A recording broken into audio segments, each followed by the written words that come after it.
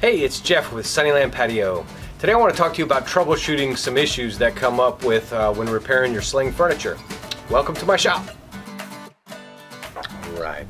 So the first issue that many people come across is that getting the old Sling out can be quite difficult. It's not uncommon, guys. It's the fabric dries out, becomes very stiff, and then especially along curves, you know, it tends to be really hard to get that to break free. So always a good idea is just some mild soap and water. Here we just have some Dawn and water and just squirting that into the channel. Just go ahead and do that first if you can. I mean, I know even myself, I do it the hard way. I try and get it out and, you know, struggle with it, and then I go grab some liquid to try and help lubricate it. Doing that, and then also putting your screwdriver in there and really prying all the way along. If we go all the way along the channel, make sure it's loose, you see some movement, and then even go as far as, if you're really struggling, is to flip that over and go ahead and put that screwdriver into the channel on both sides, and that way you know it's broken free at least. And so you should have most of it free that way. I can feel this one's kind of just broke loose, and so then it makes it a lot easier to get that to pull out. Especially a thicker fabric like this sometimes can even make it more difficult. But don't give up, you know what I mean? Sometimes when you're pulling it on a regular chair and you hit that radius, I mean, it's just going to be a battle to get the old one out of there. Grabbing them with a pair of pliers can be a helpful hint also. Next common problem that comes up are the bolts. In this case, that's ideally what you want to see, is a bolt come right out like that. But in a case like this, we've got one that's stripped off here. So we've got a couple options. This one's stripped at the head. Now a lot of times what's happened is actually it's just frozen into the frame itself. But it's the same repair that we'll do for either case. First, it's going to require getting this out of the way. We need to get that old bolt out of the way, and then I'll show you what to do next. So in order to get that bolt out without destroying the chair, sometimes you can get a pair of vice grips and get onto that head and sometimes get it to back out. That's ideal situation. If not, I'm going to give you worst case scenario that this is frozen in there and we need to get it out. So we're just going to take a hacksaw and saw it off.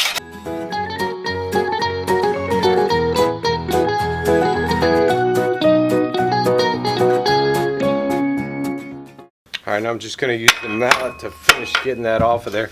Usually you can pry the rest off there. Okay, not gonna lie, I had to do a little prying to get this bar loose. You know, we had sawed off the bolt there, so I was able to get that bar to pry off now. So now I have that bolt in place. Now it's your option. A lot of times I'll leave that leftover bolt there just as extra support. We're going to add actually another bolt on either side. I'm going to show you two options you have on the same chair here for the repair. But it's your option. If you want to cut that off, that's fine. To me, I like it. It keeps it as a guide for when I go to put the Sling back on. And then it's just extra support, you know, for the Sling rail. So here I just keep that, you know, again, leaving the bolt in lets me leave the rail in the place so I know it's where it's supposed to be. So I usually like to put the other bolt back in its place also. So now we're going to drill holes to make this repair. Let me just tighten this one back down a little bit. Alright, so the rail will stay in place now good for us. So we have two options, okay? We can use this type here, a lag bolt, and you want to make sure you're going to use the proper size. I'll show you how to line that up. And then this is a carriage bolt. This is if you're going to drill all the way through the frame. So in this case here, what I'll show you is drilling a hole to go all the way through this frame, and then you would just use a nut to hold that rail. Okay. The other option is going to be to use that lag bolt, and we're going to drill into this rectangle tube. When there's another wall inside to grab, you know, I feel pretty confident in using the lag bolt.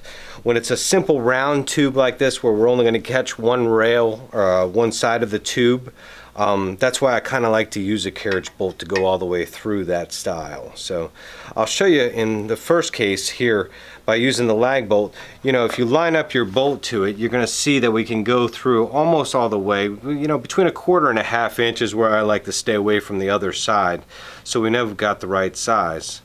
So then what we do next, we're going to line up the drill here. So we want to be in the same depth as where we see that hole to be, which is going to be right there. And then I'm just lining up so that I know it's going to come down and go into this tube in the center.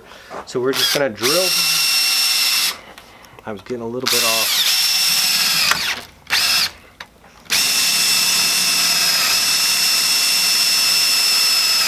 I'm through the first wall. Now I should hit the second wall. Alright, so now I know I'm far enough, and I've got those two walls that this lag bolt's going to grab onto, so we should have a good hardy repair with that. So of course, now this is where I would actually go ahead and install the fabric into the rails before I would be tightening this down. But just for the sake of demonstration, I'll show you that now we can drill that lag bolt. I feel that just tightened up really well. And just so you know, I was using a 1364 drill bit, you know, to make my hole, and then this is a 1/4-20 lag bolt, and whatever length you would need, and make sure that it's going through the rail and not through the end of the tube. You don't want it to be pointing out there. The next option we would have is if we're dealing with just a round tube like this, as I mentioned before, and have a single wall, if we were just to drill into it, is to use the carriage bolt. So in another scenario I'll show you is we're going to just drill through this and put a carriage bolt and nut on it.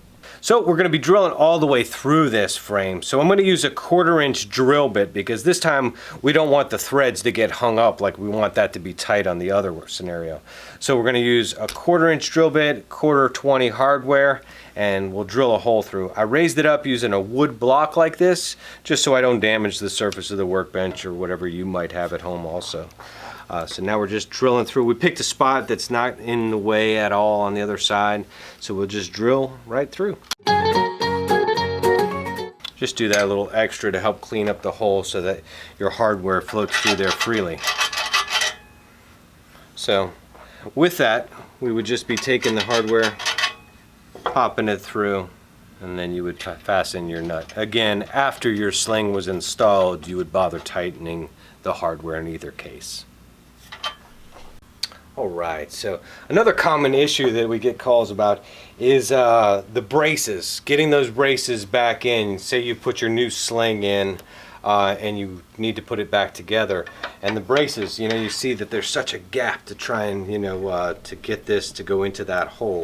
So sometimes you can get a little play by bending them, but in many cases you're going to have to do something alternative. So ideally, you know, we like to use these clamps. These work as a clamp or a spreader just by switching it over. You can find these at most home improvement stores. But we're going to use it as a spreader in this case. Lock that in. And so we're going to put that away from the hole so that, of course, the hole is open and we can get our brace back into it. So we would squeeze this. Be careful, you know, these clamps will sometimes pop off, so you want to be careful. And so we would squeeze this and then get that to bend just a little bit into the hole, and then you'd be able to release it and your brace is tight. Alright, the other way is going to be to create a little more bend into the brace here and then mallet it back into shape. So what we can do is, I like to use the corner of the workbench, and I'll just use both hands and give a little bend to it. Now, sometimes some braces are easier than others, trust me. But that one definitely got a little bend to it. And what we'll be able to do is then get that to start into the frame. And even, see, I bent a little more than I needed to. But as long as it's in both sides, you know, make sure that it is, because it can slip out and you don't want to hammer the brace into your new sling. But then what you do is just mallet that.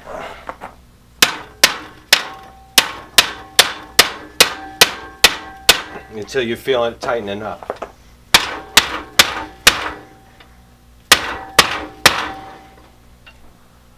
Well guys, I hope this helps you with some of the issues you come across when installing those replacement slings. And I know it can be troubling sometimes, but if you get really frustrated, walk away, take 5-10 minutes and come back to it, you know, with a better attitude, and hope it gets done for you there.